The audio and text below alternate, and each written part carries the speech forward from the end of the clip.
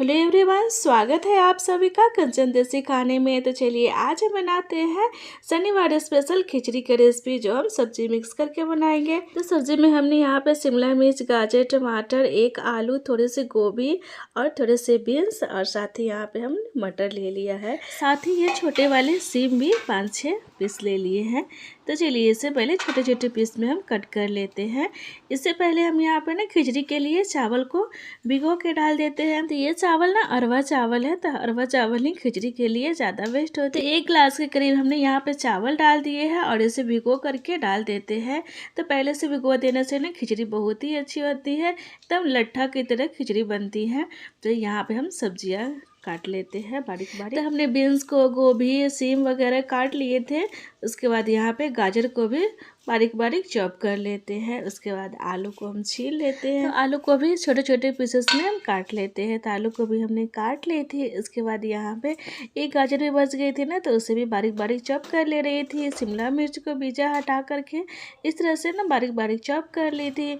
इसके बाद चलिए सब्जी को सब धो लेते हैं।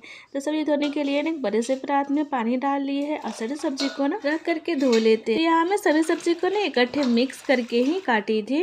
तो इकट्ठे काटने से इजी भी रहता है और थोड़े से तो फ्राई करने हैं, इसीलिए हम इकट्ठे काट करके इकट्ठे ही धोए हैं। इसके बाद गैस पे चढ़ा दी थी कढ़ाई, और कढ़ाई गर्म होने के बाद इसमें सरसों का तेल थोड़ा सा डाल देंगे। इसके बाद सारे सब्जियों को ना तेल गर्म हो गई थी, तो सारी सब्जियों को हम डाल दे रही हूँ और सभी को थोड़े से ही भून लेनी है। ज़्यादा नहीं फ्राई करूँगी, थोड़े से ही फ्राई करूँगी, क्योंकि खिचड़ी में इस तरह से भुना हुआ डालते हैं ना, तो खिचड़ी का टेस्ट बहुत ही अच्छी आती है। और सभी को इस तरह से मिक्स कर ले रही थी। और इधर मीडियम आंच पे सब्जी जब तक भून रही है, तब तक इधर हम इस साइड ना गैस पे खिचड़ी के लिए आधे पतीला के हिसाब से हमने पानी डाल लिया है। तो बीच बीच में हमने सब्जी को चला रहे हैं। तो आप चाहे तो ना इसमें कच्चा सब्जी भी डाल के बना सकते हैं, वो भी बहुत ही अच्छी बनती है। इधर चोखा के लिए ना आलू 3 से 4 हमने कुकर में डाल लिए हैं और इसे पानी डाल करके ना 2 से 3 सीटी आने तक पकने देंगे। तो आलू उबाल लेंगे इस तरह से।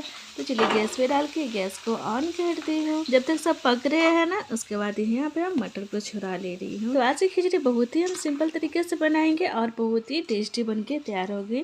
तो आप लोग जरूर से देखिएगा, और हमारे चैनल में नए हो तो सब्सक्राइब कर लीजिएगा, लाइक कीजिएगा, शेयर कीजिएगा।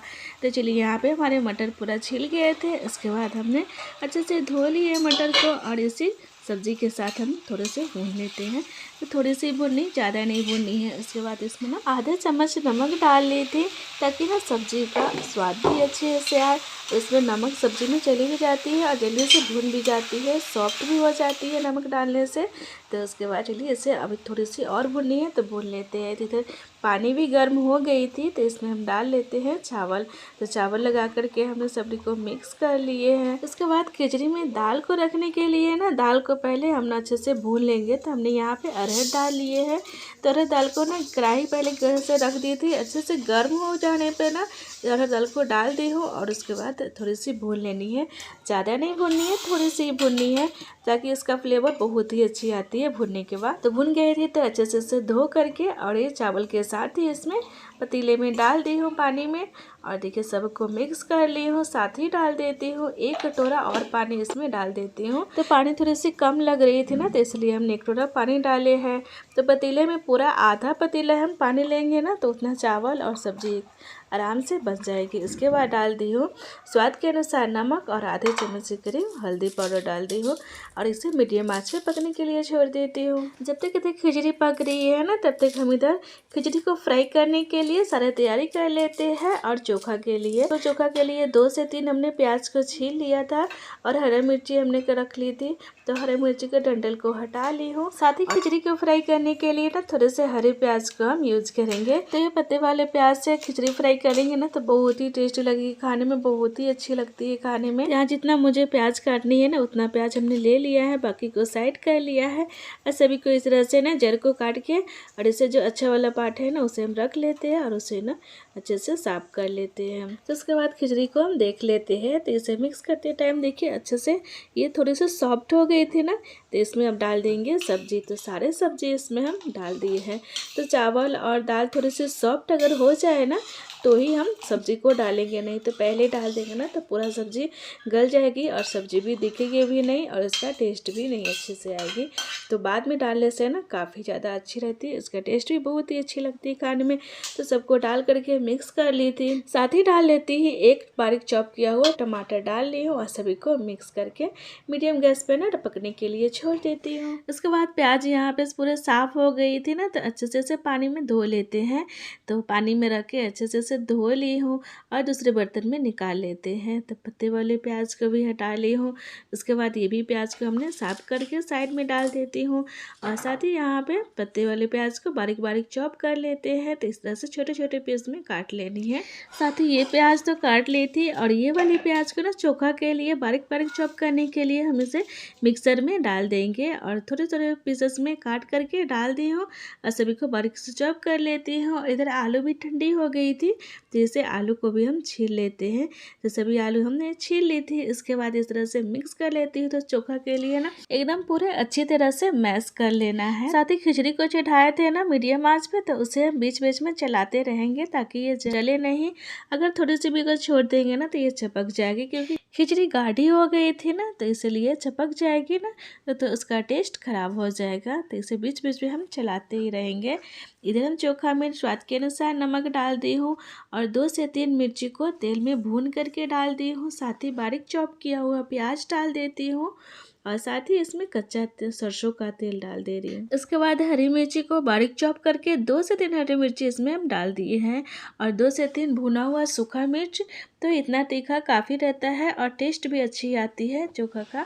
तो उसके बाद जो भुना हुआ मिर्ची था ना उसे इस तरह से हाथ से ना इस तरह से बारीक बारीक चॉप करके और अच्छे से इस तरह से मिक्स कर लेनी है चोखा को। और इस तरह से चोखा बनाएंगे ना तो बहुत ही टेस्टी लगती है खाने में। अगर बच्चे के लिए बना रहे हैं ना तो मिर्ची थोड़ा सा कम ही डालें, इससे बच्चे ना आराम से खा लेंगे। तो बच्चों को भी आलू वाले चोखा ना बहुत ही पसंद आती है।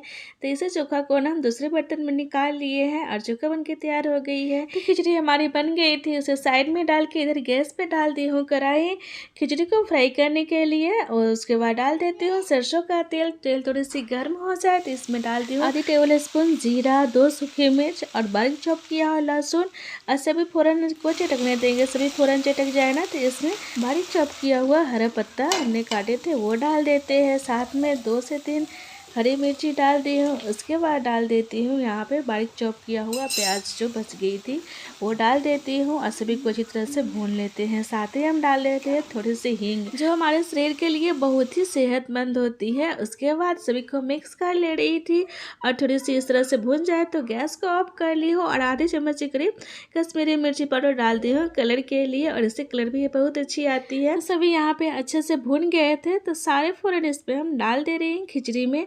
और देखिए यहाँ पे हमारी खिचड़ी फ्राई हो गई है। सभी को मिक्स कर लेते हैं। तो आज की खिचड़ी कितना बढ़िया और कितना सिंपल सब हमने बनाकर तैयार किए हैं और बहुत ही अच्छी लगती है खाने में। इसका टेस्ट काफ़ी ज़्यादा अच्छी लगती है और सेहत के लिए भी बहुत ही अच्छी लगेगी, क्योंकि इसमें कोई मसाला नहीं डाले हैं। सिंपल सा खिचड़ी है, बच्चे भी बहुत ही पसंद करते हैं खाने में और बच्चे के लिए भी बहुत ही सेहतमंद ऐसे वाली खिचड़ी रहती है, क्योंकि हमने बहुत ही सिंपल तरीके से बनाए हैं। तो आप इस तरह से बना के देखिएगा, बहुत ही अच्छी बन के तैयार होगी, बहुत ही टेस्टी लगती है।